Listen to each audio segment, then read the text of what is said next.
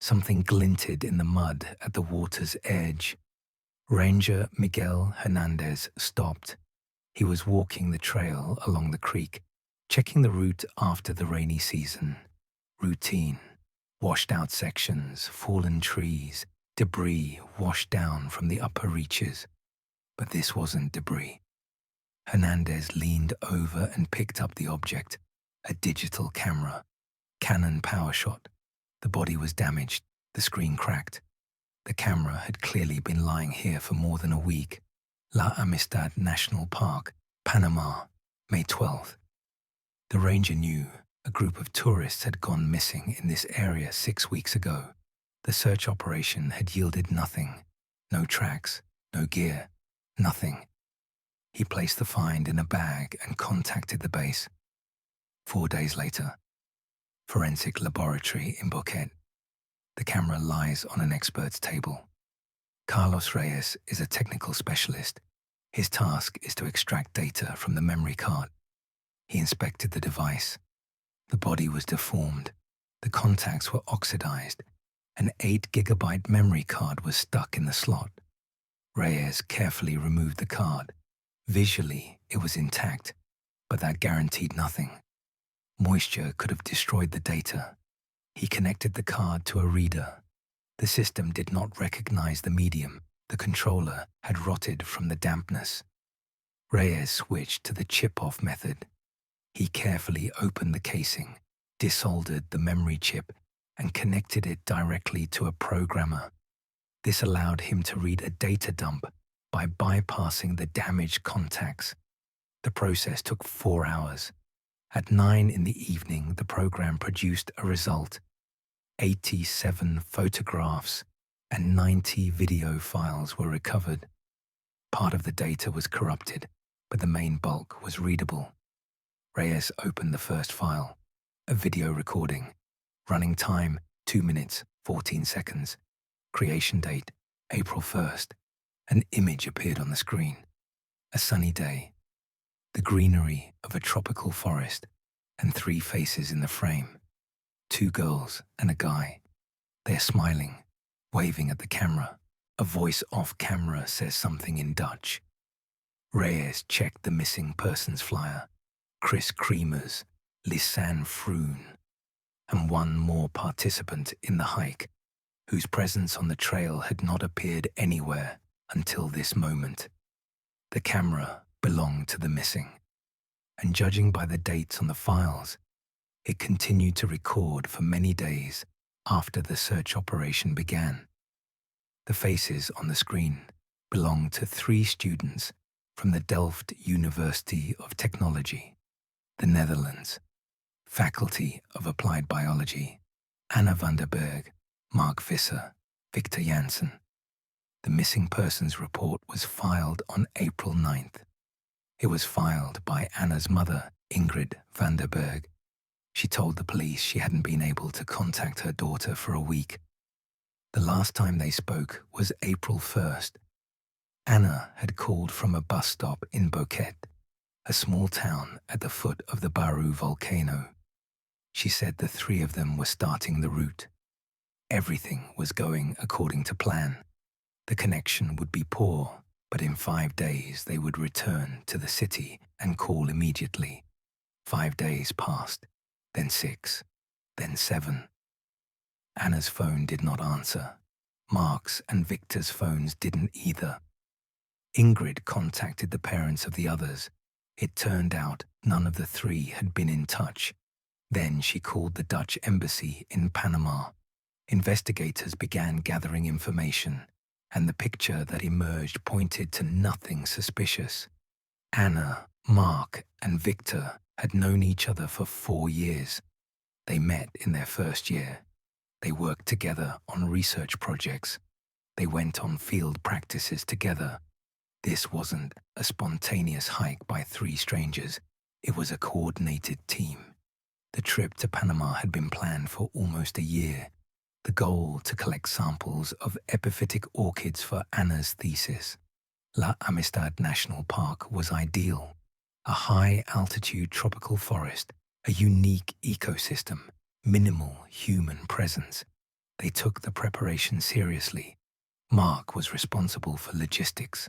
On his laptop, which remained at the hostel, police found a folder with documents, map printouts, GPS coordinates of checkpoints, a daily schedule, a gear list with check marks next to each item. Victor handled the technical side. He ran a YouTube channel about travel and wildlife. The camera the ranger found belonged to him.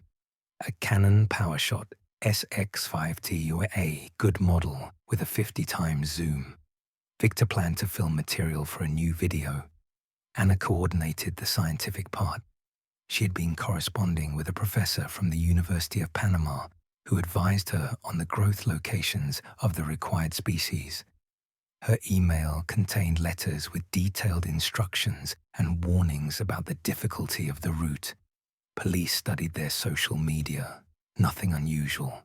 Photos from Amsterdam airport, selfies on the plane, video from Panama City where they are walking through the old town.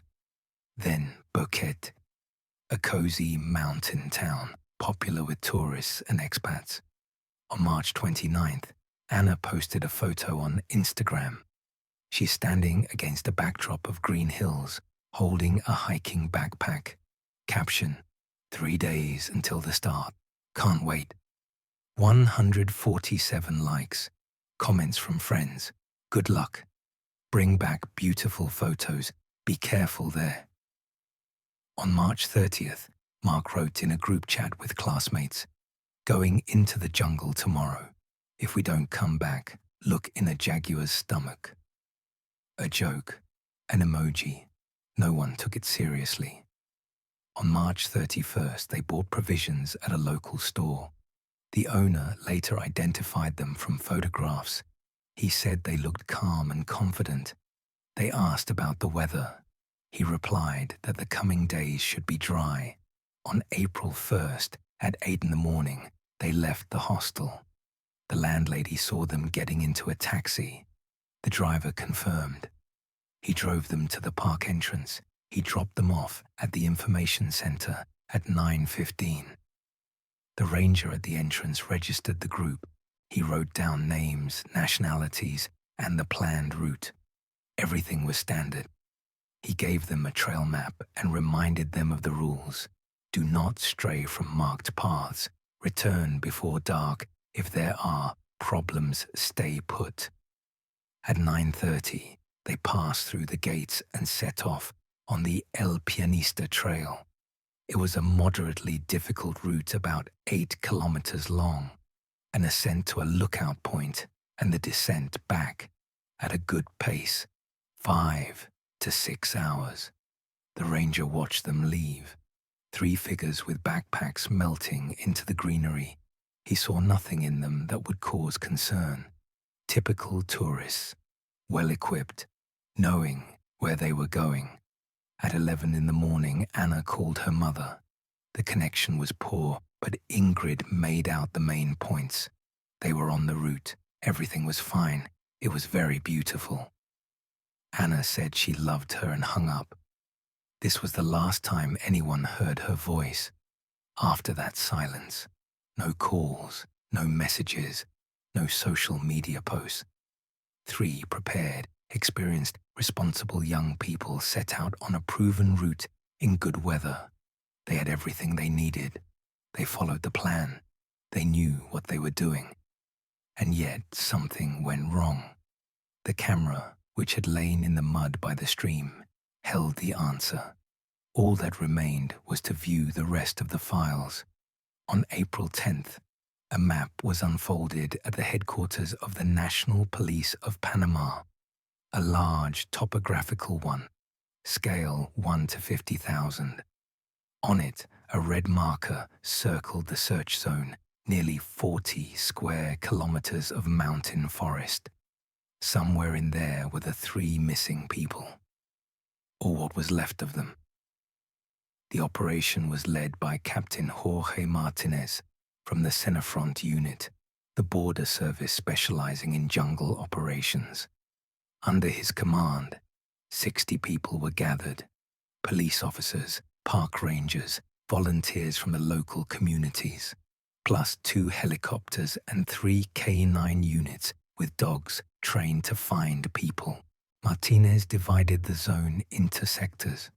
Priority: the El Pianista Trail and surrounding areas. The logic was simple. If the group got lost, they should have stayed somewhere along the route. If someone was injured, even more so.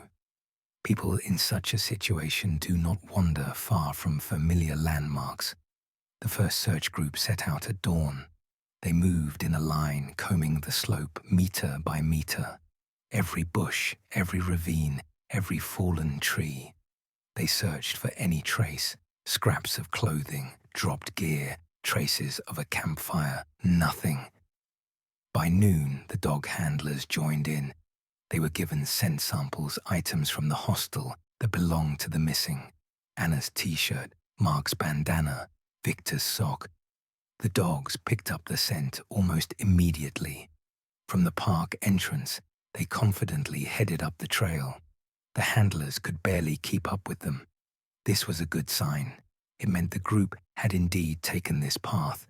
The scent led north, past the first lookout point, past the fork where the main route turns back.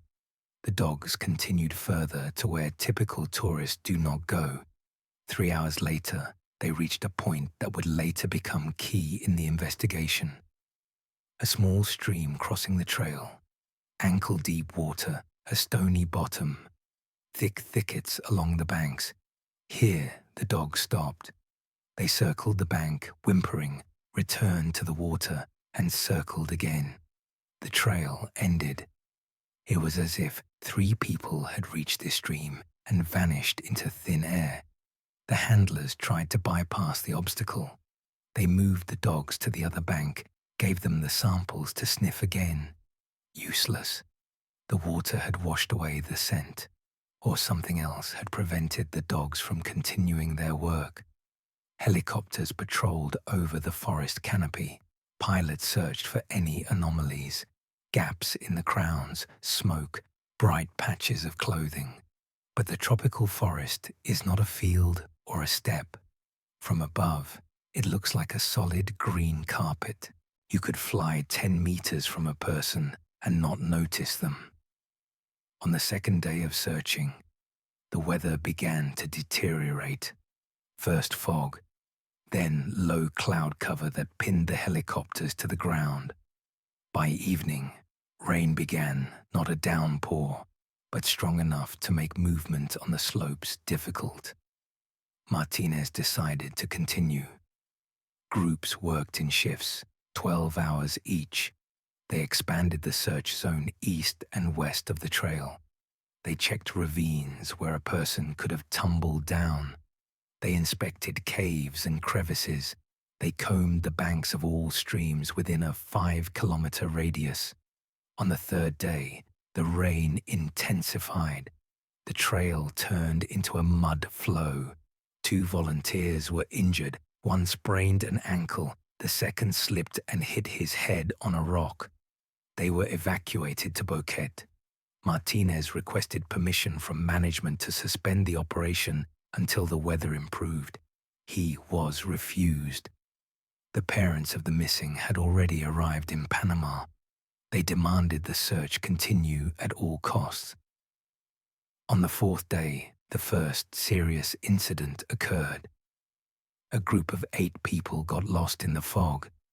They strayed from the route and couldn't establish contact for 3 hours.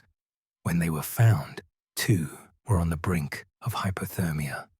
After this, Martinez insisted on a pause. He gathered the group commanders and told them bluntly that they were losing people trying to find people, that this was unacceptable and they needed to wait for a weather window. The search was suspended for 48 hours. By this time, more than a week had passed since the disappearance. The statistics were not on the side of the missing. In tropical forest conditions, without food and with a limited water supply, survival rates after 7 days drop sharply. Martinez knew this. The parents did too. though no one said it out loud. When the weather improved, the search resumed. But now it took on a different character. The groups were no longer looking for living people. They were looking for remains. Tactics changed as well. Instead of broad combing targeted raids into hard-to-reach places, gorges, cliffs, deep sections of rivers where something could have been washed by the current. Another week passed, then two. The result remained 0. On April 26th, after 18 days of continuous work, the search operation was officially concluded. 60 people had combed an area the size of a small town. Helicopters had flown over 50 hours. Dogs had sniffed every square meter along the main trails. And nothing, no backpacks, no tent, not a single object belonging to the missing. It was strange. It was wrong. People do not disappear without a trace. Even in the jungle, traces remain: clothing, gear, bones, something, anything, unless someone made sure no traces remained. On April 28th, the case was officially transferred from the Search and Rescue Service to the Police Investigative Department. The wording in the documents changed. Instead of missing persons, it became suspicion of criminal disappearance. Now it wasn't the rescuer's job. Now it was the detective's job. And the main lead they had was the camera found by the ranger by the stream 2 weeks after the search was closed. 87 photographs, 90 video files, a chronicle of what happened after Anna's call to her mother.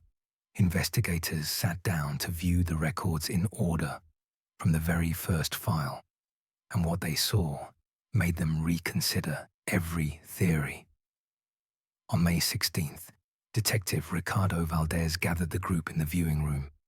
4 people: himself, his partner Elena Torres, technical expert Carlos Reyes, and a consultant psychologist from the capital. On the table, a laptop connected to a projector. On a flash drive, all the recovered files from the camera. Valdez gave the command to start with the very first file, chronologically, no skips. Every second of the recording needed to be studied. Reyes started the playback. First file, April 1st, 9:41 in the morning. The video lasts 2 minutes 14 seconds. The frame opens at the park entrance. You can see the information center, wooden gates with a sign reading Sendero El Pianista. Victor is holding the camera.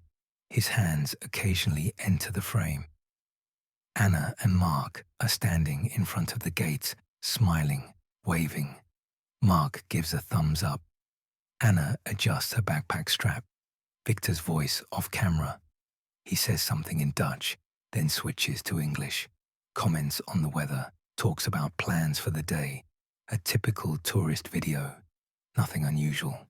Second file, 10:15, 40 seconds. The trail, narrow but well trodden.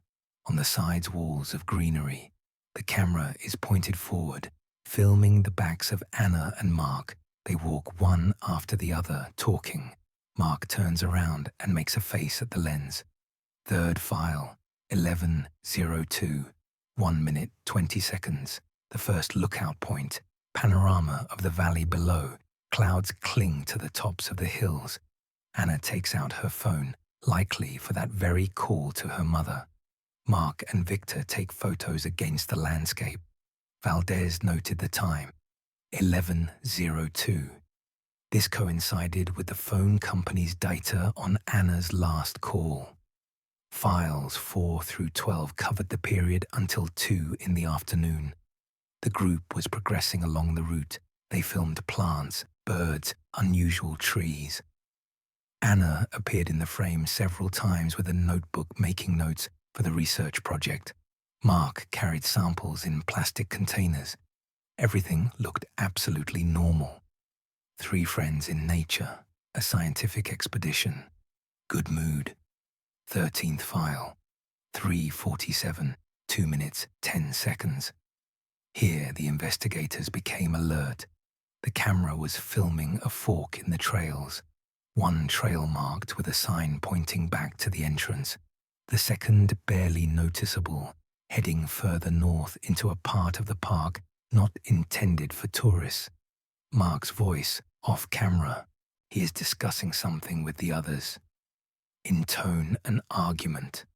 Not a conflict, but a disagreement. The camera switches to Anna. She looks at the map, frowns, points somewhere with her hand. Then the frame cuts off.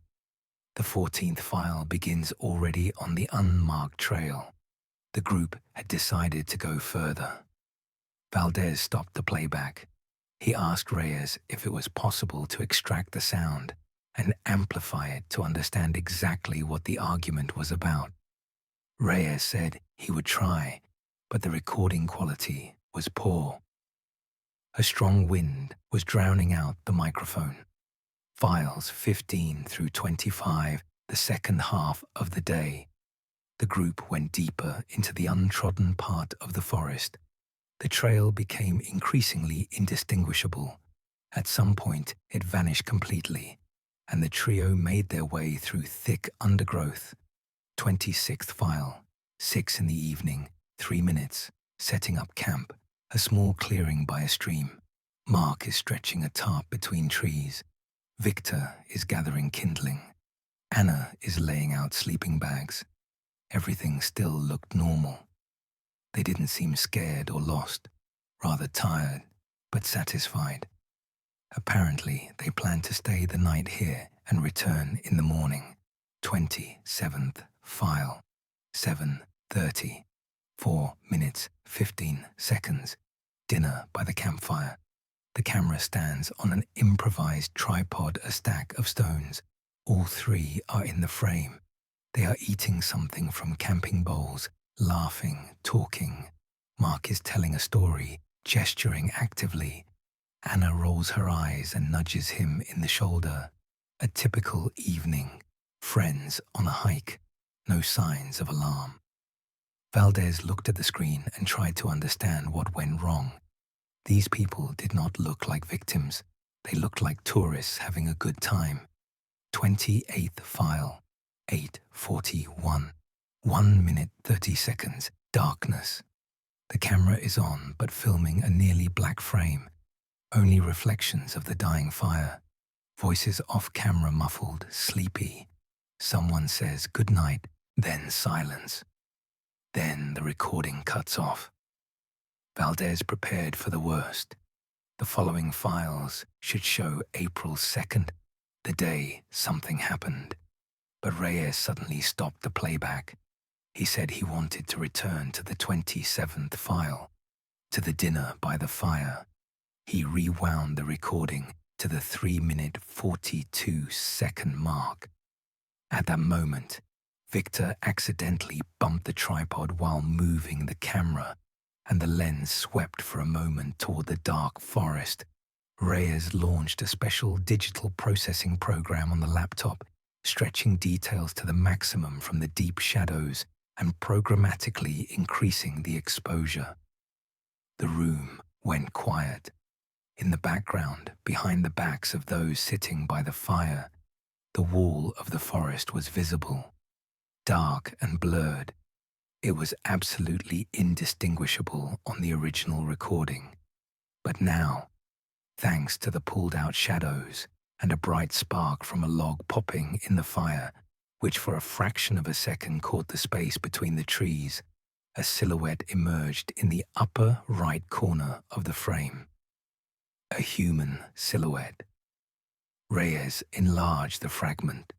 The quality was poor and video noise hindered the view, but after applying filters, the contours were readable. A head, shoulders, something resembling a hand leaning against a tree trunk. Someone was standing in the forest, watching the camp. Anna, Mark, and Victor did not see this. They were sitting with their backs to the forest. They were laughing and eating dinner. They did not know they were being watched. Valdez ordered a check of all previous files for similar anomalies. Reyes nodded and began a frame-by-frame analysis from the beginning. The silhouette on the recording could be anything: a trick of the light, a bizarre shape of branches, a video compression artifact. But it could also be a person who had been following the group since the moment they turned off the marked trail. A person who knew they were here. A person who had their own plans for that night. The investigators moved on to the files for April 2nd, to the recordings that began with dawn and ended with something that explained why the 3 students never came out of the forest. The silhouette on the video required an explanation. Someone was in that part of the forest that evening. Someone who was not part of the group. Valdez sent Elena Torres to the park to interview the staff, rangers, caretakers, volunteers, everyone who might know who else roams these forests. On May 18th, Torres conducted a series of interviews in the administrative building at the entrance to La Amistad. First, she spoke with Miguel Hernandez, the same ranger who found the camera. He had worked in the park for 11 years and knew the territory better than his own home. Torres asked him about people who could have been in the northern part of the park in early April. Hernandez thought for a moment. He said tourists don't go there, no trails, no signs, too dangerous. But there are others, poachers, hunters of rare birds, orchid collectors who sell them on the black market. These people know the forest and know how to hide in it. Torres asked for specific names. Hernandez named 3. 2 were local farmers he had caught poaching illegally the previous year. The third was a man known in the area as El Hermitaño, the hermit. His real name was Ivan Serrano Morales, a native of Boquete, a former logger who lost his job after the sawmill closed in '98. After that, he went into the forest and never returned to normal life. Hernandez said that Serrano had been living somewhere in the northern part of the park for over 20 years. Illegally, he has no permit to live on protected territory. The rangers know about him but prefer not to touch him. He doesn't harm the ecosystem, doesn't hunt protected species, doesn't build large fires. He just exists there as part of the forest. But something in his past caught Torres's attention. In 2003, Serrano was detained for poaching. He had taken an ocelot, a rare wild cat, under protection. The court sentenced him to 18 months in prison. After his release, he returned to the forest and had avoided any contact with the authorities ever since. Torres requested his full file from the database. The file arrived the next day. Ivan Serrano Morales, born in 1972. Education, 6 classes of primary school. Unmarried, no children. Parents passed away in the 80s. Criminal record, poaching in 2003. But that wasn't all. In 1994, Serrano was a witness in a case involving the disappearance of a tourist from Costa Rica. The woman disappeared on a trail near Boquete. She was never found. Serrano was questioned because several people had seen him in that area on the day of the disappearance. He denied involvement. There was no evidence against him. The case remained unsolved. Valdez read that line twice, then thrice. 1 disappearance could be a coincidence. 2 was already a pattern. On May 20th, the investigative team gathered for a meeting. Valdez laid out the facts. Serrano lived in the same area where the group disappeared. He was the only known inhabitant of the northern part of the park. He had a criminal record, and he had already appeared in a disappearance case once before. The silhouette on the video could belong to him. Height, physique, everything roughly matched, although the recording quality did not allow for a definitive claim. Torres suggested setting up surveillance, find out exactly where his dwelling was, track his movements. But Valdez believed there was no time for that. If Serrano was involved, he could destroy evidence or go deeper into the forest where no one would find him. They needed to act fast. Valdez contacted the prosecutor's office and requested a search warrant. He attached everything they had to the request: the video recording with the silhouette, data on Serrano's past, Hernandez's testimony that the hermit was the only person who could have been in that area. The warrant was issued on May 21st. Finding the dwelling itself remained. Hernandez knew the approximate direction, but had no exact coordinates. Serrano changed campsite locations and left no obvious traces. The ranger offered his help. He said he could track Serrano by indirect signs paths he had trodden over the years, places where he usually set snares for small game, water sources he visits. On May 22nd, Hernandez led a group of 4 police officers into the forest. They walked for 8 hours. They climbed above the tourist routes, crossed 2 streams, and fought through a kilometer of thick undergrowth. By evening, they found what they were looking for: a small hut made of tarp and branches, hidden in a fold between 2 hills. Nearby, a fire pit lined with stones, a rope between trees with clothes hanging on it, plastic water canisters. Someone lived here, and had lived here for a long time. But Serrano himself was not there. The hut was empty. The fire was cold. It hadn't been lit for at least several days. Valdez ordered the perimeter secured to wait for the owner. 2 police officers stayed in ambush. The others began inspecting the territory carefully so as not to scare Serrano off if he was watching from afar. They found several interesting objects: a long bladed knife, a coil of rope, old binoculars. Nothing directly related to the missing, but enough to heighten suspicion. And then one of the officers noticed something in the bushes, 20 meters from the hut.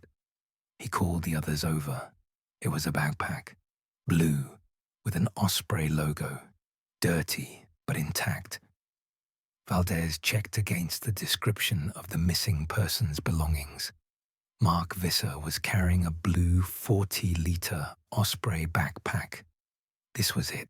Now Serrano had turned from a potential witness into the prime suspect, a man in whose camp the item of one of the missing was found, a man who was hiding in the forest and avoiding the authorities.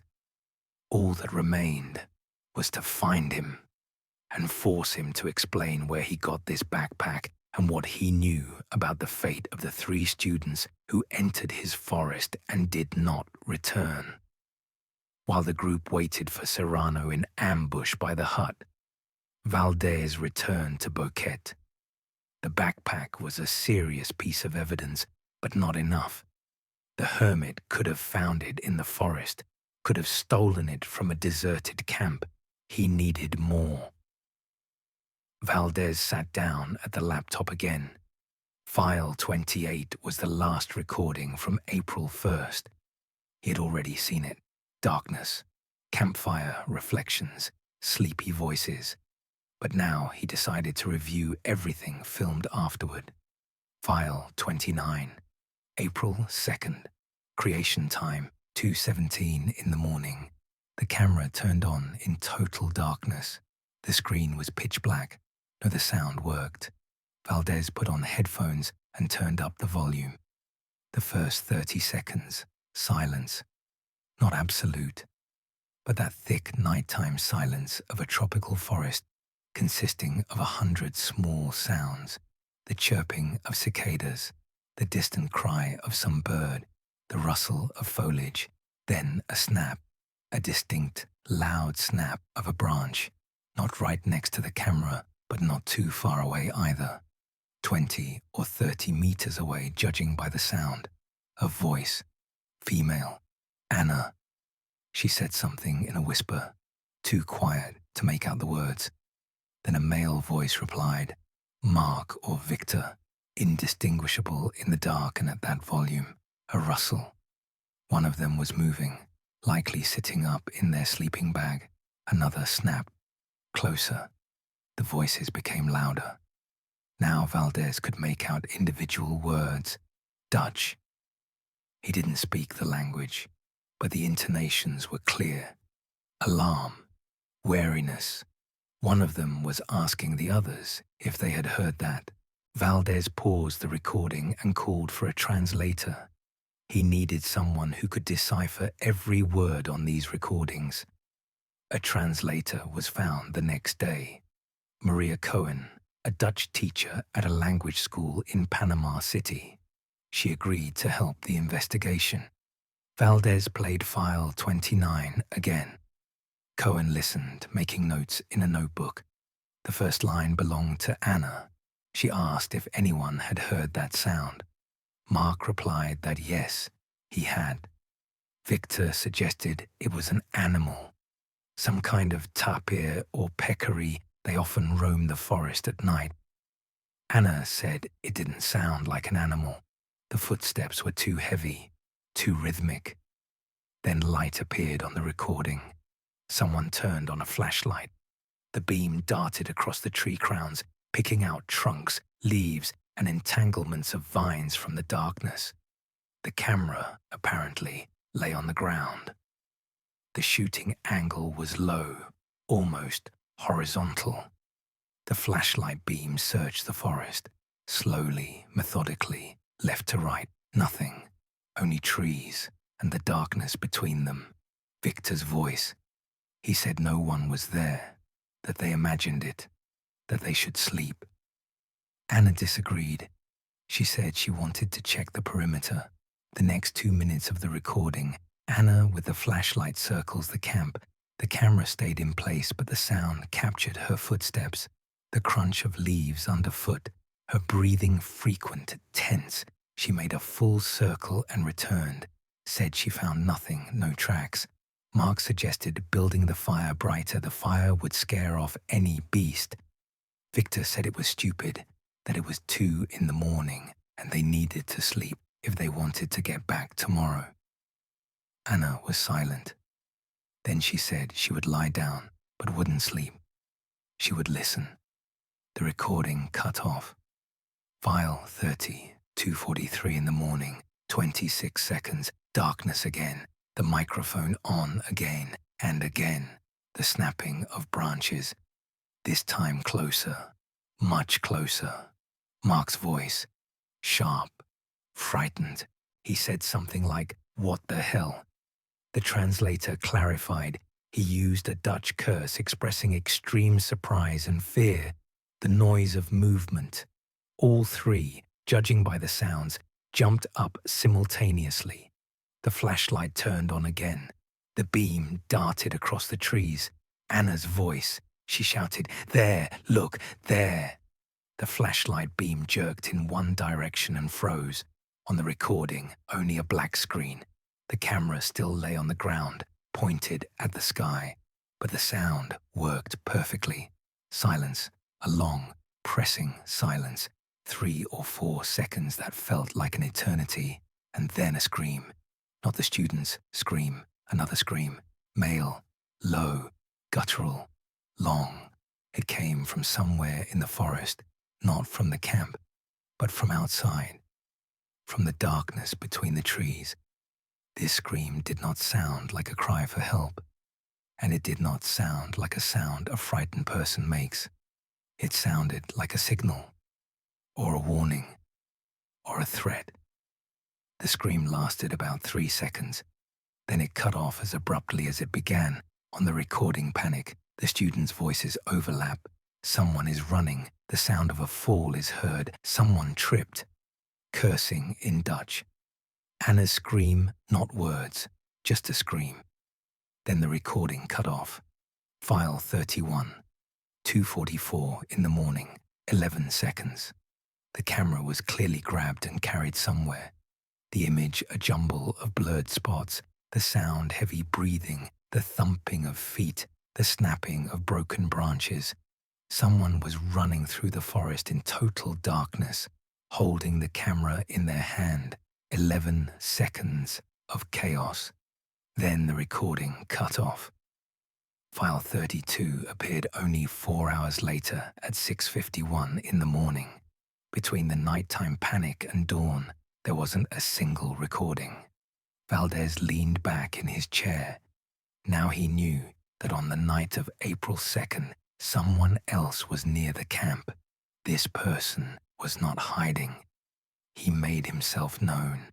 He emitted a scream that made 3 adults run into the nighttime forest, leaving behind some of their things. Serrano. It could only be him, the hermit who had lived in these forests for 20 years, the man in whose possession the backpack of one of the missing was found, the man who had already appeared once in a case involving a missing tourist. Now they had to find him, not just question him, detain him, and force him to explain what happened that night after the recording cut off. The ambush at the hut lasted 3 days. Serrano did not appear. On May 25th, Valdez decided to conduct a full search. Waiting longer made no sense. The hermit had either noticed the police and fled, or had left the area long before their arrival. A group of 6 arrived at the hut at dawn. A forensic specialist, 2 operatives, Valdez, Torres, and a guide from among the rangers. They secured the perimeter and began a methodical inspection. The hut turned out to be larger than it looked from the outside. The tarp canopy hid a hollow in the hillside, something like a natural cave that Serrano had expanded and furnished. It was dry and relatively clean inside. An earthen floor covered with dry leaves, a bed of branches and old blankets, a homemade stone hearth. The forensic specialist documented every find. The first thing that caught the eye was weapons. Serrano lived in the forest, not as a tourist, but as a hunter. At the cave entrance stood 2 homemade spears with sharpened metal tips. A machete hung on the wall, old, with a worn handle but well sharpened. A crossbow lay in the corner, primitive, assembled from scrap materials, but fully functional. Traps were discovered around the hut, wire loops on animal trails, pits covered with branches, sharpened stakes. Serrano didn't just live in the forest, he controlled his territory. Torres noted that the traps were set skillfully, not haphazardly, but systematically. Someone with such experience could easily have tracked 3 city students who were noisily making their way through his domain. The backpack found in the bushes during the first inspection had been sent for forensics 3 days ago. Now the results had arrived. Fingerprints on the buckles and straps belonged to 2 people. The first set matched samples from the hostel. These were the prints of Mark Visser, the backpack's owner. The second set matched the fingerprint card of Ivan Serrano Morales from the 2003 archive. This was direct evidence. The suspect had held the backpack in his hands. But that wasn't all. Inside the backpack, forensic experts found several items: a change of t-shirt, a raincoat, a water flask empty, and a notebook. The notebook belonged to Mark. In it were entries in Dutch the hike schedule, notes on the route, point coordinates. The last entry was dated April 1st. Mark wrote that they had found a great camping spot by the stream and planned to head back on the morning of the 2nd. He didn't know that on the morning of the 2nd, they would be running through the forest in the dark, escaping an unknown pursuer. Valdez studied the contents of the hut in more detail. Among Serrano's junk and supplies, other items were found that could have belonged to tourists. A plastic food container with an English inscription, sunglasses in a yellow frame, a women's model, A coil of paracord, a popular rope among hikers. Every find was photographed and packed. Later, the parents of the missing confirmed the sunglasses belonged to Anna. She had bought them before the trip at a store in Amsterdam. Serrano hadn't just met the group in the forest. He took their things, collected them like trophies or like prey. On May 26th, Valdez signed an arrest warrant for Ivan Serrano Morales. Charge: suspicion of involvement in the disappearance of 3 Dutch citizens. The wording was cautious. Without discovered remains, one couldn't speak of anything more. No, the evidence pointed in one direction. The hermit was in the same area. He watched the camp. He scared the students in the middle of the night. And he ended up with their things. One problem remained. Serrano had disappeared. His hut had been empty for at least a week. He could have gone anywhere to a neighboring district of the park, to Costa Rica across the border, to any of the dozens of villages in the mountains. Valdez put him on the wanted list throughout the province. Photos of Serrano were sent to all police stations, border posts, and national park administrations. Meanwhile, investigators continued to study the camera recordings. The files after dawn on April 2nd promised to tell what happened to the group after that night chase, and judging by the number of remaining recordings, the story did not end there. On May 28th, Carlos Reyes called Valdez at 7 in the morning. He had worked all night on the damaged sectors of the memory card, and he had found something important. Among the 90 recovered files, there were several that the system had marked as partially readable. The video track was damaged, but the audio was preserved. Reyes used specialized software and managed to pull out 3 more files that hadn't opened before. One of them was dated April 2nd. Creation time 3:12 in the morning. Half an hour after the group had fled the camp in panic, Valdez arrived at the lab 40 minutes later. Reyes started the file. The video sequence was almost completely destroyed. Scraps of frames, colored artifacts, black bars flickered on the screen. But the sound worked. The first seconds heavy breathing. Someone was running. The snapping of branches underfoot, the rustle of leaves, the sharp lashing of branches against clothes or face. The running was uneven, stumbling. The person was moving in total darkness, not seeing the road. Anna's voice. She was shouting Mark's name, then Victor's name. No one answered. Another few seconds of running, then the sound of a fall, a dull thud, a cry. The camera, apparently, fell from the hands. The sound became muffled, as if the microphone were pressed against the ground or leaves, but the recording continued. A rustle. Someone was getting up. Anna's voice. She was talking to herself, fast, incoherently. The translator later deciphered. Anna was repeating that they needed to run, needed to find the others, needed to get out. Then she fell silent, abruptly in mid-sentence. A few seconds of silence, only the nocturnal sounds of the forest, and something else. Footsteps, heavy, measured. Someone was approaching. Valdez leaned toward the speakers. The footsteps were distinct, not running, confident, walking. A person who knew where they were going. A person who was not afraid.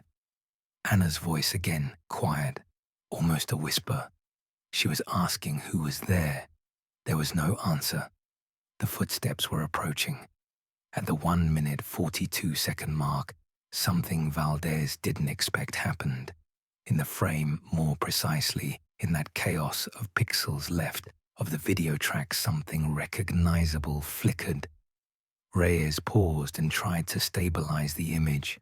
Legs. 2 legs in heavy boots. High, military type, with a coarse sole. They were standing a few meters from the camera. Then the image fell apart again, but the sound continued to work. A male voice, gruff, hoarse. He spoke in Spanish. Reyes translated. The man was shouting for her to run away immediately, that it was here, that it was nearby. Anna's voice, a frightened question. She didn't understand Spanish or didn't understand what he was talking about. The man repeated, louder, more insistently. He wasn't threatening, he was warning. And then a sound erupted that made Valdez recoil from the monitor. A roar, low, vibrating, coming from somewhere deep inside, non-human, not like any animal Valdez had heard in 20 years of working in this region. The man's scream, no longer words, just a scream.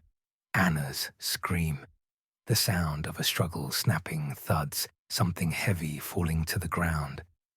Then silence. The recording continued for another 40 seconds. 40 seconds of absolute silence, only the rustle of leaves in the wind. Then the file cut off. Valdez leaned back in his chair. He replayed the recording again, then again. The man's voice on the recording did not belong to the students. He spoke Spanish with a local accent. He was warning Anna of danger. He was trying to save her. It could only be Serrano. The hermit wasn't hunting tourists. He was trying to protect them from something he himself called it. The backpack and glasses in his hut took on a different meaning. Perhaps he picked them up after it was all over. Perhaps he wanted to keep them as evidence, or simply didn't know what to do with them. The theory of a serial killer hermit collapsed. In its place, a new one emerged, far stranger and more frightening. Something lived in the northern part of La Amistad Park, something that even a man who had lived in these forests for 20 years feared.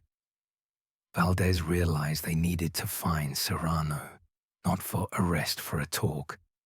The hermit was the only witness to what happened that night, and possibly the only one who knew what they had really encountered. On May 30th, Valdez sent the audio file to Panama City, the phonoscopic laboratory of the Institute of Forensic Medicine, the only place in the country where they could conduct a detailed analysis of the sound recording. In parallel, he contacted the biology faculty of the University of Panama. He needed a specialist in the region's fauna, someone who could explain what animal was capable of making such a sound. Professor Enrique Salgado agreed to help. He had been studying large predators of Central America for over 30 years. Jaguars, pumas, bears. He had heard them all. Valdez sent him a copy of the recording and waited. The results from the phonoscopic laboratory arrived on June 3rd. Experts identified 4 separate voices on the recording. 3 belonged to young people, 2 men and 1 woman. Spectral analysis confirmed these were the voices of Anna, Mark, and Victor. Samples for comparison were taken from the video recordings made on the first day of the hike. The 4th voice belonged to a mature male.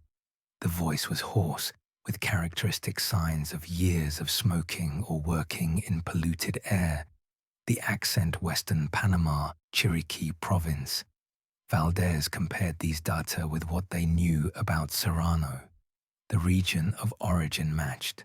Serrano worked at a sawmill until it closed. Dust and smoke from sawing wood could have damaged his vocal cords.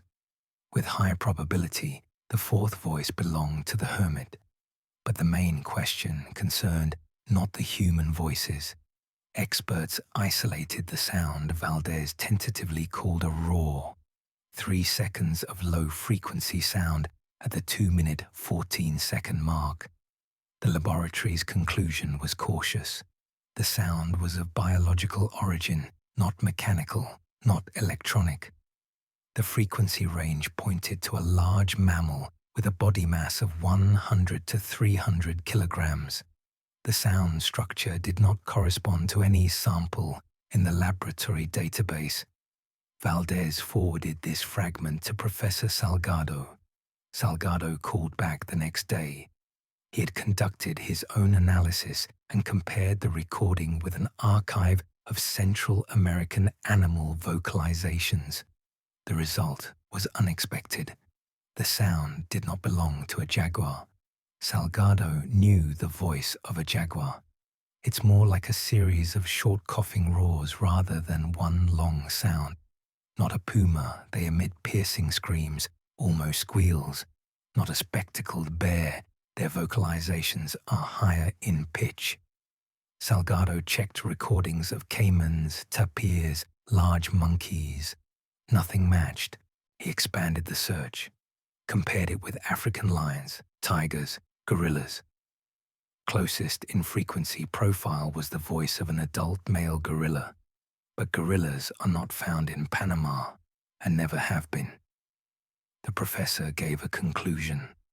The sound was presumably made by a large mammal, but exact species identification was impossible. Either the recording was so distorted that the original sound was unrecoverable, or it was made by an animal not registered in the region's fauna. Valdez asked Salgado to clarify what not registered meant. Could something exist in La Amistad that science does not know about? Salgado answered honestly.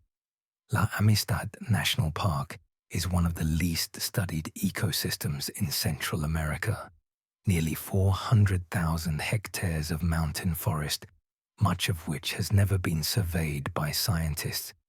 In such places, new species are regularly discovered: insects, amphibians, small mammals. A large predator is a different matter. An animal weighing 100 to 300 kilograms cannot exist unnoticed. It needs territory, prey, breeding grounds. Someone would have seen it. Someone would be finding tracks. But Salgado added something else. He mentioned stories told by the Ngobi Indians living on the park's border. Legends of a creature they call by different names. A great beast that lives in the highest and most inaccessible parts of the mountains, that hunts at night, whom no one has seen, but many have heard. Salgado emphasized that this was folklore, not science, but folklore sometimes reflects the real experience of people living near the forest. Valdez hung up and stared at the wall for a long time. He had an audio recording with the voice of an unknown animal. Testimony from a hermit who shouted about it. 3 missing people whose tracks ended deep in the park, and local legends about something large and dangerous, but no physical evidence, no fur, no tracks, no remains, only the sound on a damaged recording. This was not enough for court, not enough for an official report, not enough for anything but guesswork. Valdez realized he needed Serrano, alive, ready to talk. The hermit was there that night. He saw what happened, and only he could tell what the 3 students really encountered in the forest, from which they did not return. On June 5th at 6 in the morning, Valdez received a call from the Rio Sereno border post. A patrol had detained a man trying to cross the border into Costa Rica through a forested section. He had no documents, but by description, he matched the lookout for Ivan Serrano Morales. Valdez and Torres left immediately. To Sereno 4 hours on mountain roads. They arrived by noon. Serrano was sitting in a temporary detention cell, and he looked nothing like Valdez expected. The hermit was emaciated. Cheekbones protruded under weather-beaten skin. Eyes were sunken. He had lost, by rough estimate, 10 to 15 kilograms since the last photo in the database. His left arm was wrapped in dirty rags, an improvised bandage soaked in something dark. But the main thing, his clothes. The jacket and trousers were covered in brown spots, dried but clearly distinguishable. Blood. Lots of blood. Valdez ordered the clothes seized and sent for forensics. Serrano did not resist. He hardly reacted to what was happening at all, sat on the bunk and stared at the wall. The interrogation began at 2 in the afternoon. Valdez, Torres, a court-appointed lawyer, and a doctor who examined the detainee and deemed him capable of giving testimony, were present. Serrano spoke slowly, with long pauses. Sometimes he lost the thread and began repeating the same thing. The doctor suggested this was a consequence of exhaustion and dehydration. The hermit had clearly spent several weeks in extremely harsh conditions. He said he had seen the tourists on April 1st. They had passed by his territory during the day, talking loudly and noticing nothing around them. Serrano followed them not with ill intent, but out of caution. Strangers in his forest always meant potential problems. In the evening, he approached their camp. He wanted to make sure they wouldn't build a large fire and start a wildfire. This had happened before with other tourists. Then he noticed something else. Tracks, large, deep imprints on the moist ground by the stream. Tracks he had seen before, but never so close to people. Serrano called this creature the master of the forest. He had known about it for many years, heard it at night, found remains of its prey deer, peccaries, once even a tapir. But he had never seen it himself and tried to stay away from the places where it hunted. That night he realized the master had come for the tourists. Serrano tried to warn them, shouted for them to run, but it was too late. He described what happened fragmentarily and confusedly. Darkness, screams, something large moving between the trees. He only saw a silhouette massive, taller than a man, on 2 or 4 legs. He couldn't say for sure. Serrano tried to help, rushed to one of the girls, grabbed her arm, but something hit him from the side. He fell, rolled down the slope, lost consciousness. When he woke up, dawn. Silence. No one. Only blood on the ground and scattered things. Serrano collected what he could find. The backpack, glasses, containers. He took them to his hut. He didn't know why he did it. Maybe he thought someone would come looking, and the things would be needed for identification. Then he left. Far from that place. Far from the master. He went south, toward the border. He wanted to get out of the forest that was no longer safe. Valdez listened and didn't know what to think. The story sounded like the raving of a madman, or like an attempt to hide his own crime behind a fantastic version. He asked about the blood on the clothes. Serrano looked at his hands and said he didn't know. Maybe his own. Maybe that creature's. He remembered hitting it with something, a stone or a stick, when it approached. The interrogation was interrupted. Serrano was taken to the hospital. His arm wound required medical attention. It turned out to be a deep cut, already beginning to inflame. A few more days without treatment and infection would have set in. The results of the clothing forensics arrived on June 8th. The blood on the jacket and trousers did not belong to a human. It was bear blood, specifically a spectacled bear, Tremarctos ornatus, the only species of bear living in South and Central America. Valdez reread the conclusion 3 times. Spectacled bear, a large animal capable of weighing up to 200 kilograms, usually avoids people, but can be aggressive in defending territory or offspring. Inhabits the mountain forests of the Andes and La Amistad National Park. Professor Salgado had said the sound on the recording didn't sound like a bear. But blood forensics do not lie. There was bear blood on Serrano's clothes. He had indeed encountered something that night. The animal attack version was becoming the primary one. Not a mystical master of the forest, not an unknown creature, but an ordinary, albeit rare, predator defending its territory from human intrusion. It remained to find proof, remains of the bear or its tracks in that area, and possibly what remained of the 3 students who were unlucky enough to cross its path. On June 9th, Torres sent an official request to the National Park Administration archives. She was interested in all cases of missing persons in the La Amistad territory over the last 30 years, especially in the northern sector where the group of students disappeared. The answer came 3 days later, a thick folder of yellow documents scanned in low quality.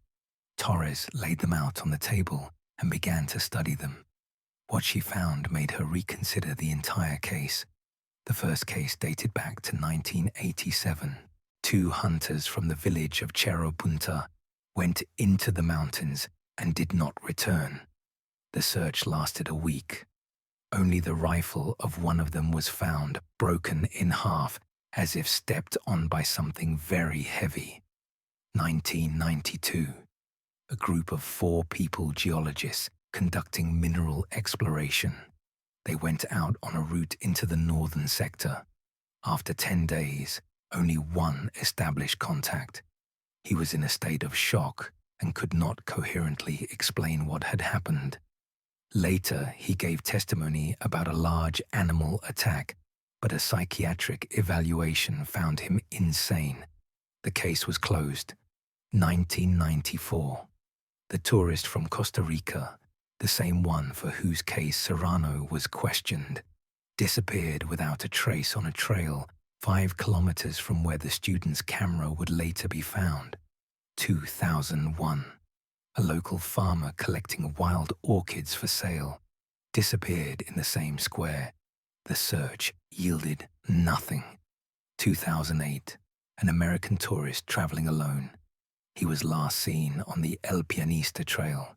His backpack was found a month later, torn, with characteristic claw marks. In total, Torres counted 11 cases in 30 years. 11 people missing in the same area of the park. Some cases were closed as accidents, others remained unsolved. In none was enough evidence found to establish a cause. But the most interesting thing was found in the appendices to these cases. Reports, internal memos from park staff that were attached to the investigative materials but were never taken seriously. The author of most of them was a man named Rafael Gomez, a senior ranger who worked in La Amistad from 1978 to 2005. He had retired and passed away in 2012.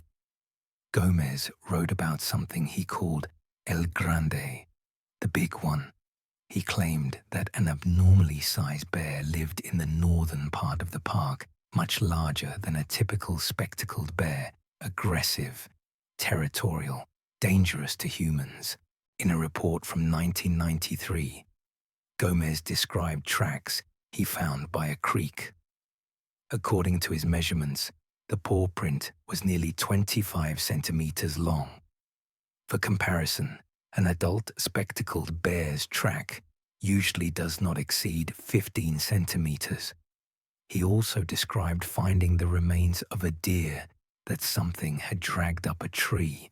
Spectacled bears can climb, but they do not drag prey upward. This behavior is characteristic of leopards, which do not exist in Panama. Gomez repeatedly asked the management to organize an expedition to find and capture this animal. He was refused. His reports were filed away and forgotten. Someone even wrote in the margins of one document, "An old man's fantasies." Torres continued digging. She found Gomez's personnel file and a list of people who worked under him. One name stood out: Ivan Serrano Morales, a seasonal worker hired in 1991 to clear trails. He worked under Rafael Gomez for 3 summer seasons until 1994. Serrano knew Gomez, worked with him, walked the very same routes with him where the old ranger had seen the tracks of El Grande. Torres pulled the records of Serrano's interrogation. He called the creature the Master of the Forest.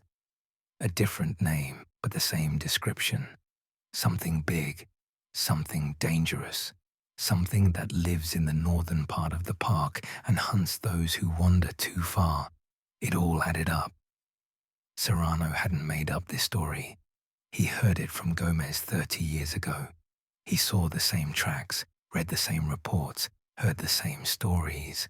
And when he went to live in the forest after the sawmill closed, he knew where not to go. He knew which places to avoid. He lived for 20 years alongside this creature. He learned to coexist with it until 3 students trespassed into its territory and disturbed the balance. Gomez passed away, taking his knowledge with him, but his reports remained. 11 disappearances in 30 years were no accident. It was a pattern, the signature of a predator that hunts humans in the same place, generation after generation. Valdez studied the materials and made a decision. They needed a new expedition to the northern sector. Not a search mission, a research one, involving zoologists, forensics experts, and armed guards. They had to find this creature, or at least prove that it existed. The morning after studying the archival folders, Valdez realized he now had enough leverage to make the hermit talk. On June 14th, he entered the interrogation room with a folder under his arm.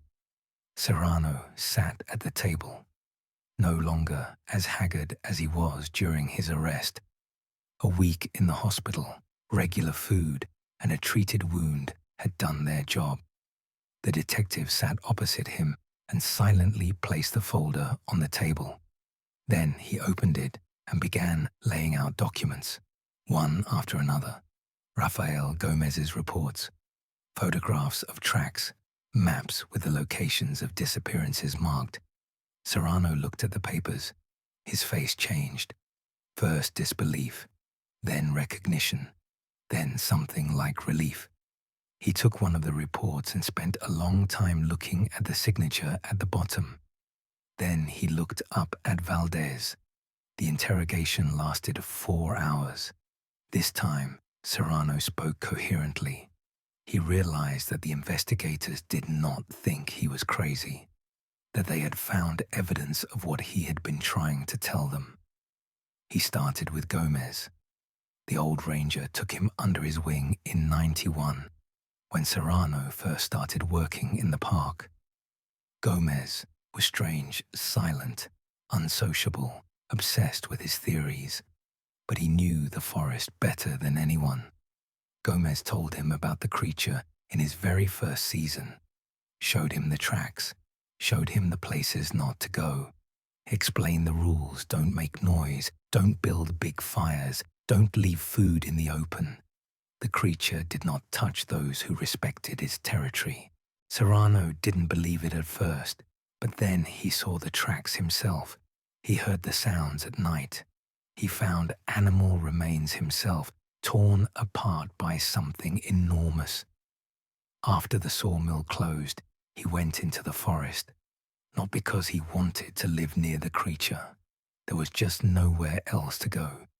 He chose a spot far from its territory and followed the rules for 20 years. That night, April 2nd, he heard noise coming from the creek. Voices, laughter. The tourists had set up camp in the worst possible place on the border of the creature's hunting grounds. Serrano wanted to go over and warn them, but he didn't have time. First, he noticed tracks by the water, fresh and deep. The creature already knew about the intruders. He hid and began to watch. He saw the tourists having dinner by the fire, saw them go to bed. He thought maybe it would be okay. Maybe it wouldn't come tonight. It came around 2 o'clock. Serrano heard branches snapping. Then he saw a silhouette between the trees, huge, taller than a man, massive like a bull. He shouted. He tried to warn them, but the tourists panicked and ran in different directions, the worst thing they could do. Running prey triggers a predator's pursuit. Serrano described what happened next disjointedly, but in detail. He rushed to one of the girls, the one who fell and couldn't get up. He grabbed her arm, tried to pull her up, but the creature was already there. He could smell it, a heavy animal scent mixed with something putrid. The blow came from the side. Serrano was thrown several meters. He rolled down the slope, hit his head on a rock. He lost consciousness. When he woke up, it was dawn. Silence. He stood up with difficulty. His head was pounding. His left arm hung limp, a deep cut from a claw. He found the place where it all happened. The ground was torn up. Everywhere there was blood, pieces of fabric, scattered things. No, none of the tourists were there. The creature had taken them. Serrano gathered what was left. He didn't know why. Maybe he thought about handing it over to the authorities. Maybe he just couldn't leave those things lying in the mud. Valdez asked him to show the location on a map.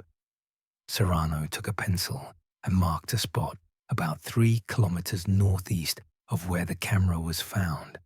A creek, a small clearing, a distinctive rock shaped like an anvil.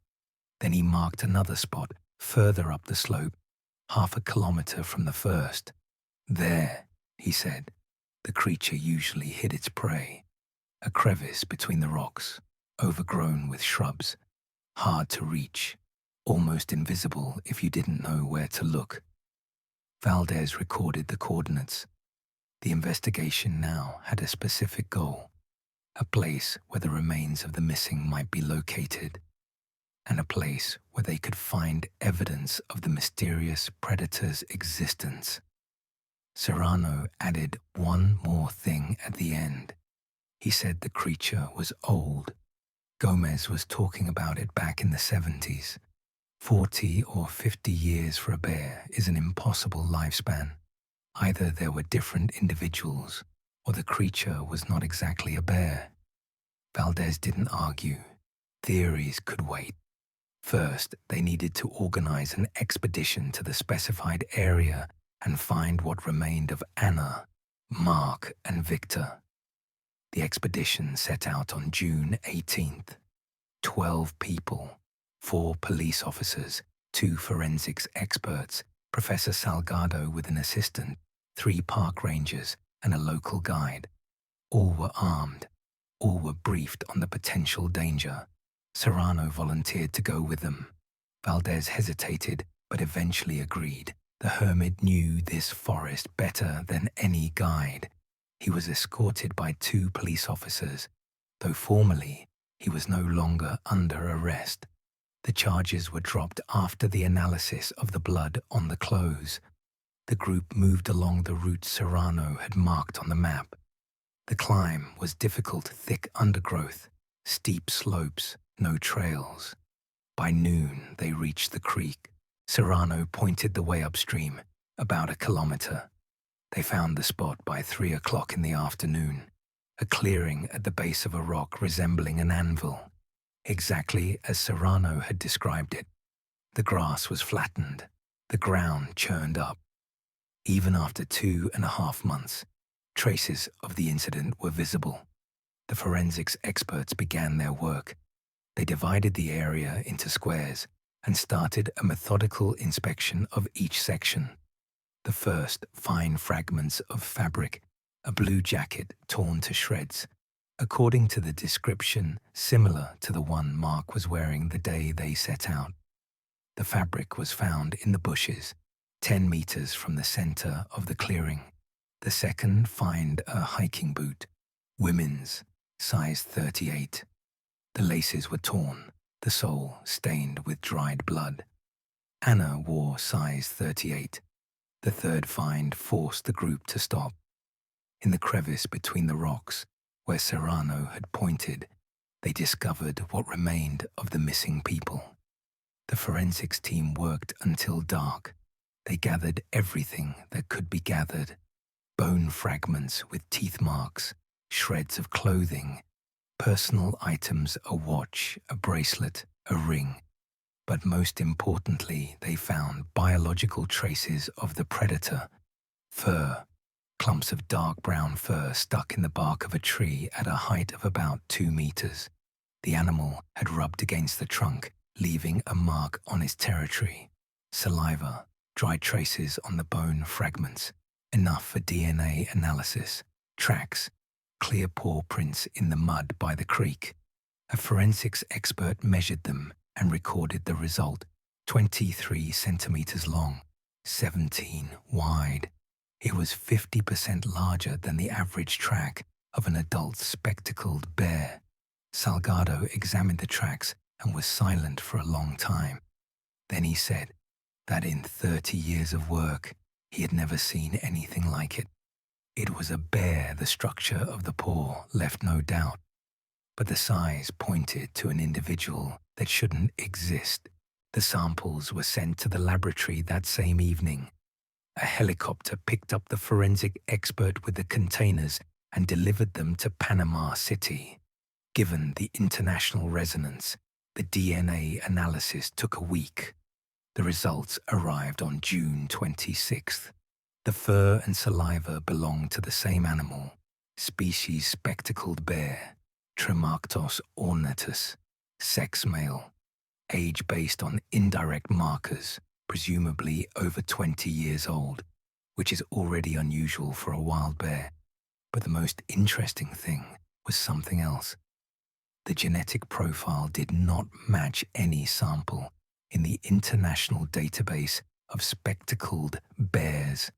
It was an isolated population, or a single individual that had existed separately from the main species for centuries. Salgado put forward a hypothesis. In the La Amistad Mountains, in the most inaccessible areas, a relict form of the spectacled bear might have survived. Larger, more aggressive, better adapted to hunting large prey, an evolutionary dead end that had survived to this day thanks to isolation and a lack of competitors. The remains were identified by DNA and dental records. Anna van der Berg, Mark Visser, Victor Janssen. All three were found in one place, in that very crevice where the predator hid its prey. The nature of the injuries left no doubt as to the cause. The teeth and claw marks corresponded to the size of the tracks found. It was an attack by a large predator, not a human, not an accident, an animal. Valdez closed the case on June 28th, the official wording death as a result of a wild animal attack. Serrano was fully exonerated. His testimony was confirmed. But the story didn't end there. The creature that caused the deaths of the 3 students was still somewhere in the forest, and as long as it was alive, anyone entering the northern part of the park risked becoming the next victim. The document lay on Valdez's desk. Official letterhead of the Chiriquí Province Prosecutor's Office, a decree to terminate the criminal prosecution against Ivan Serrano Morales. The wording was dry and legally precise. Lack of corpus delicti. The suspect's testimony confirmed by physical evidence. Actions classified as an attempt to provide assistance to the victims. Serrano was free. Valdez signed the accompanying documents and handed them to the secretary. The case, which began as an investigation into the tragic deaths of 3 people, had ended quite differently than he expected. On June 30th, a press conference was held. Valdez spoke along with a representative from the prosecutor's office and the director of the national park. The room was full of journalists from Panama, the Netherlands, and several international agencies. Valdez laid out the facts. 3 Dutch citizens, missing since April of this year, were found in a remote area of La Amistad Park. The cause of death was established an attack by a large predator, presumably an abnormally sized spectacled bear. He showed photographs of the tracks. showed the results of the DNA analysis, explained that the animal's genetic profile was unique and not found in scientific databases. Journalists asked questions. Why did the bear attack humans? Where is it now? Will it be hunted down and destroyed? Valdez answered honestly. The reasons for the aggression were unknown. Perhaps the tourists accidentally intruded on its territory during the mating season, or found themselves near its den. The animal's location had not been established. The decision on further actions would be made by the park administration. The park director spoke next. He announced that the northern sector of La Amistad was closed to visitors indefinitely. All tourist routes in that direction were cancelled. Violators would face fines and criminal prosecution. Simultaneously, the park would organize a scientific expedition to study the bear population in the region. The goal was to determine if the discovered individual was an isolated case or part of an unknown group. Culling the animal was not planned. The spectacled bear is protected under international conventions. This decision sparked controversy.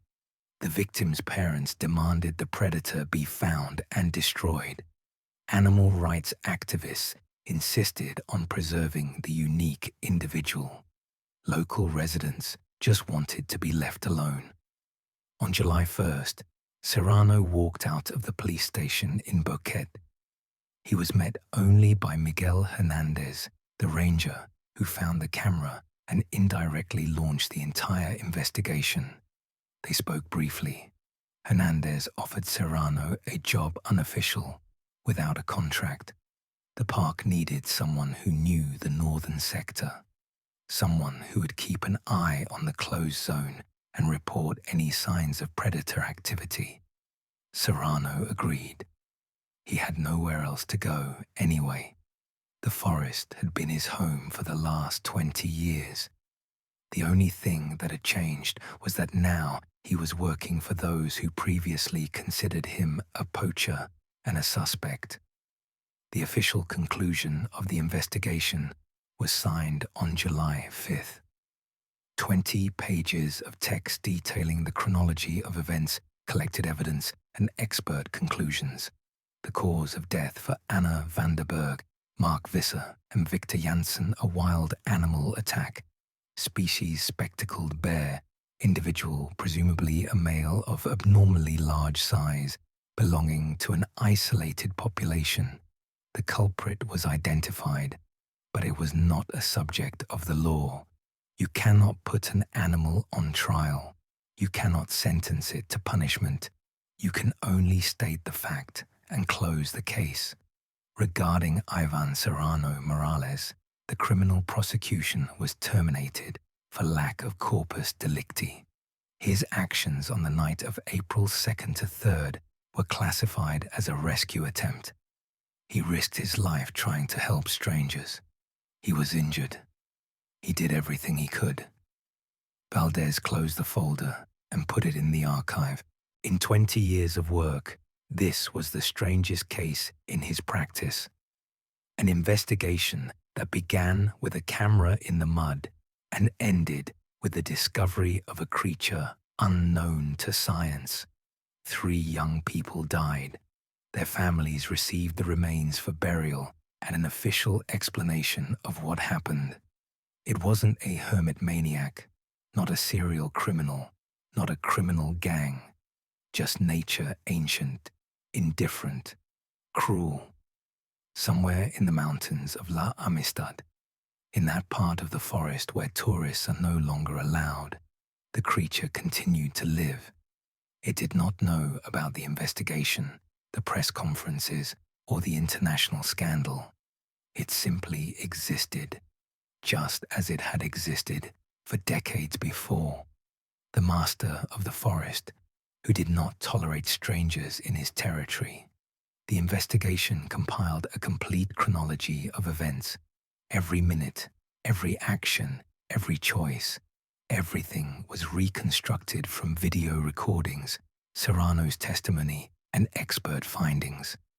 The timeline began on April 1st and ended in the early morning of the 2nd. Less than 24 hours during which the lives of 3 people changed forever. April 1st, 9:15 in the morning. Anna, Mark, and Victor step out of a taxi at the park entrance. They register with the ranger, receive a map, and listen to the briefing. The mood is upbeat. The weather is perfect. 9:30. The group passes through the gate and begins the climb along the El Pianista Trail. Victor films the first video, smiling faces against the backdrop of greenery. 11:02. The first viewing platform. Anna calls her mother in the Netherlands, the last contact with the outside world. 3:47 p.m. A fork in the trails. A dispute is captured on video. The group decides whether to turn back or go further. They choose an unmarked trail to the north. A fatal decision. 6 p.m. Setting up camp by the creek. The spot seems perfect. A flat clearing, access to water, shelter from the wind. They do not know they are on the border of the predator's hunting grounds. 7:30 p.m. Dinner by the fire. The camera captures the last calm minutes. In the background, invisible to them, Serrano's silhouette appears. He is watching from the bushes.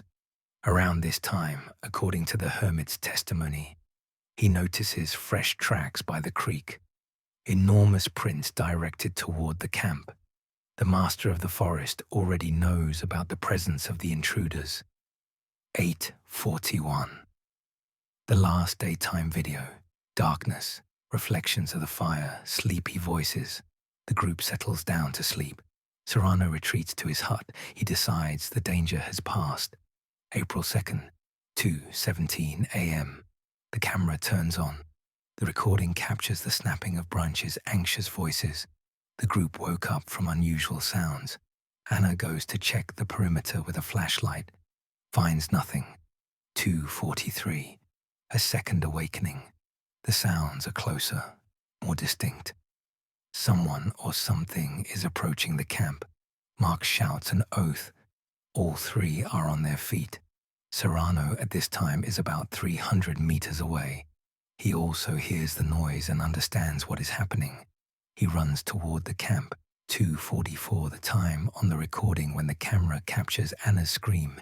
She points somewhere into the darkness. The flashlight beam freezes. Serrano shouts a warning in Spanish.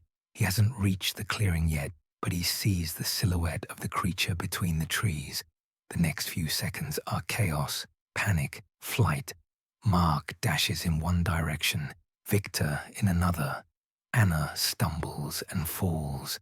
The camera drops from someone's hands and continues to record, lying on the ground. Serrano reaches the clearing. He sees Anna on the ground and rushes to her. He tries to pick her up, pulls her by the arm. The creature emerges from the darkness. The recording captures its roar, that very low frequency sound that experts were unable to identify. A blow. Serrano is sent flying to the side. He rolls down the slope, loses consciousness. After that, silence on the recording. 40 seconds of nothing but the rustle of leaves. Then the file cuts off. The camera would turn on one more time at 3:12 in the morning, when the restored audio track captures Serrano's attempt to lead Anna away and a final scream. And a last time at 6:51 in the morning, when the battery died, leaving only a static shot of the lightning forest. What happened next is known only from indirect data. The creature pursued all 3. The nature of the injuries on the remains pointed to multiple attacks. The predator did not stop at one victim. It methodically tracked down each one. Mark was found closest to the camp. He had run about 50 meters. Victor 120 meters away, in a ravine where he likely tumbled while trying to hide. Anna furthest of all, nearly 200 meters. She ran longer than the others. It was all over by dawn. The creature carried the prey to the crevice by the rocket's usual place for storing food. That is where the remains were found 2.5 months later. Serrano woke up at dawn, wounded, disoriented. He walked around the scene and realized there was no one left to save. He gathered the scattered belongings and left first to his hut, then south, toward the border. The camera was left lying in the mud. Rains washed it down the slope to the creek. It lay there for 6 weeks until Ranger Hernandez noticed the glint of the plastic casing. 87 photographs, 90 video files. The final chronicle of the last day in the lives of 3 young people who just wanted to collect orchid samples for their thesis. The picture was complete. All gaps were filled. All questions had received answers except one: where the creature that did all this was now, and when it would go hunting again. Pressure from the international community grew every day. The Dutch embassy sent an official note to the Panamanian government. The victims' families hired lawyers and threatened lawsuits. European media wrote about deadly negligence by the park administration. On July 15th, the Panama Ministry of Environment signed a special order. The document authorized the capture or elimination of an animal posing a threat to human life. The spectacled bear was protected by law, but in exceptional cases, this protection could be waived. This was such a case. The organization of the operation was entrusted to a private company from Costa Rica specializing in dangerous animal control. A team of 6 people arrived in Boquete on July 20th, professional hunters with experience in Africa and South America. 2 of them had previously participated in the elimination of bears that attacked humans in Peru. The team leader, Jose Antonio Rivero, studied the case materials. He noted several important details. The creature was territorial. It did not go far from its hunting grounds. It was aggressive, it attacked without provocation, and it was old, which meant it was less cautious than younger individuals. Rivero developed a plan. They would set baits at several points in the northern sector. Deer carcasses treated with a special compound that attracts predators. Nearby hidden cameras and motion sensors. When the creature appeared, the group would be ready. Serrano agreed to help. He knew the territory better than any maps. He knew the creature's habits, where it usually hunts, which trails it uses, where it hides during the day. On July 23rd, the group entered the closed zone. 7 people, 6 hunters and Serrano as a guide. They carried enough equipment for a 2-week expedition. Rifles of .375 H&H Magnum caliber, the minimum necessary to stop a large bear. Night vision devices, satellite phones. The first 3 days passed without results. They set up 4 bait stations and waited. The cameras captured small animals, deer, peccaries, quatimundis. But the creature did not appear. On the 4th day, Serrano noticed something. Fresh tracks by the creek, 1.5 kilometers from the nearest bait. Enormous prints directed eastward. The master of the forest knew there were intruders in his domain. He was bypassing the traps. Rivero changed tactics. Instead of passive, waiting, active pursuit, the group split into 2 parts. One continued to monitor the baits. The other, led by Rivero and Serrano, followed the trail. They tracked the creature for 5 days. It was smart, changing direction, doubling back, using creeks to mask its scent. But the hunters were more persistent. On August 1st, on the 9th day of the expedition, they found it. The creature lay in the shade of a rock, in a small crevice protected from the sun. It was sleeping, or pretending to sleep. Serrano noticed it first and signaled the others. Rivero assessed the situation. Distance about 80 meters. The viewing angle was good.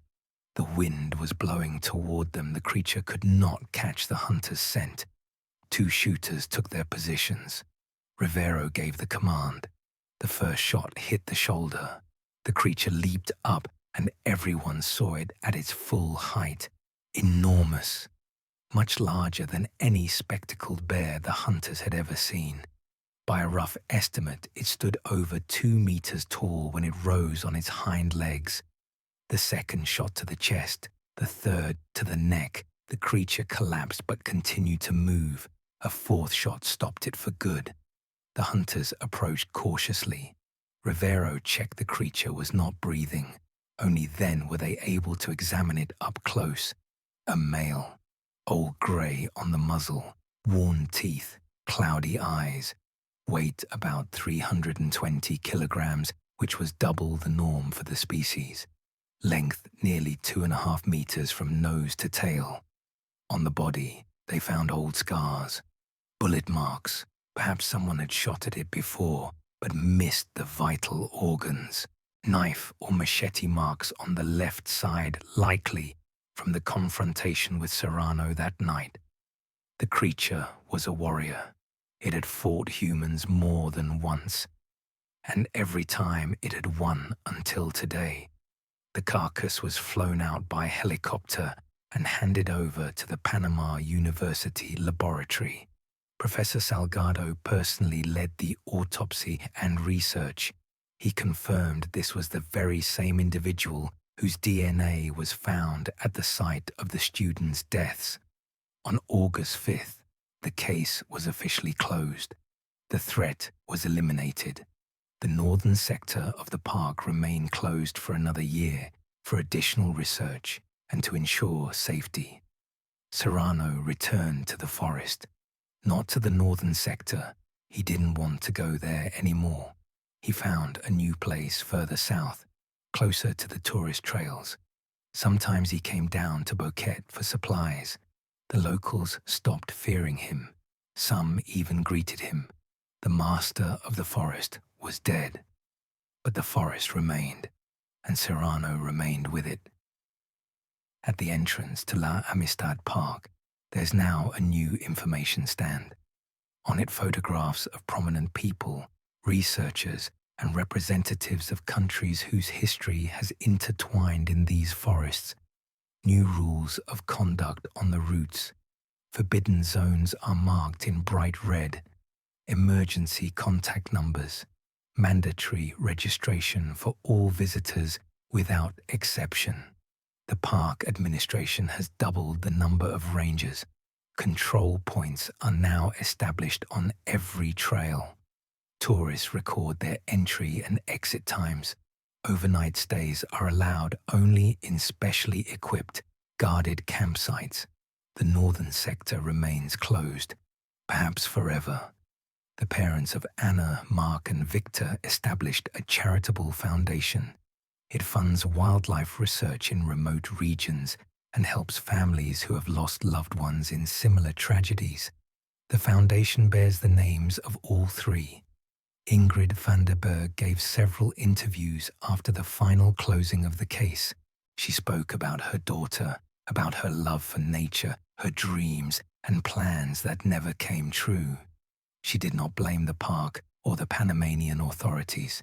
She blamed chance, wrong place, wrong time, a fatal turn at a fork in the trail. Serrano still lives in the forest, further south, in a safer area. Rangers sometimes encounter him on the trails. He nods silently to them and passes by. The man who tried to save 3 strangers and nearly died himself has become a living legend of these places. A memorial plaque has been installed at the viewing platform of the El Pianista Trail. 3 names, 3 dates. An inscription in Dutch and Spanish. Simple words about young people who loved life and wanted to study the world.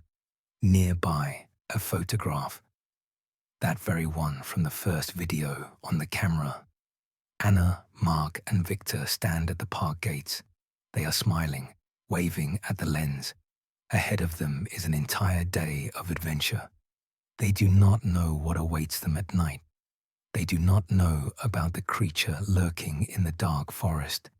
They do not know that this shot will be the last one of them all together. Just three friends at the start of a hike. Full of hope and plans, this story is a reminder. Nature is beautiful, but it does not forgive mistakes. And sometimes, in the wildest corners of the world, masters still live who do not tolerate uninvited guests.